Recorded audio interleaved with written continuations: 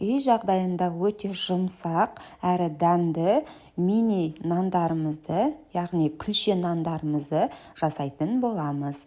Ол үшін бізге жылы су қажет болады және де қант, тұз, дрожжымызды салып, бір араластырып, үстіне сұйық майымызды қосып, және де ұнымызды 2 бөлікке қоса отыра, кішкене қаттылау қамыр илейтін боламыз.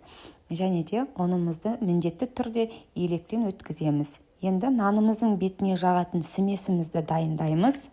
Ол үшін бізге жұмыртқаның сарысы және де құрғақ сүт қажет болады. Екеуін қою масса болғанша араластырып, үстінен аздап су қосып, және де сұйықтау масса болғанша араластырып қоятын боламыз. Және міне видеода көрсетілгендей дәл осылай болып шығуы қажет.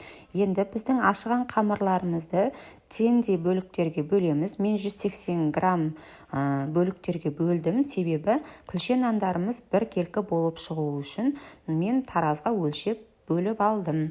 Және де осылай илеп, нанымызды 20 минутқа тұндырып қоятын боламыз. Тұнған нандарымыздың ортасын осылай қолымызбен тесіп аламыз, басыңқырап аламыз. Сол нанымыздың жан-жағын боржық етіп, дәл видеодағыдай етіп қалдыратын боламыз.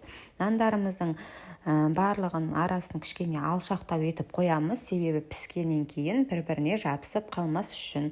Дайын нандарымыздың ортасын осылай шанышқымен басып шығамыз, және де 20 минутқа тұндырып қоятын боламыз. Дайын қамырларымыздың, нандарымыздың жан-жағын осылай әсемдеуге болады, немесе дәл осы күйде пешкамызға салып пісіре беруге болады. Жаңағы смесімізді осылай барлық жеріне бірдей етіп жағып аламыз, және де бетіне қалауыңызша күнжіт қоссаңыз болады.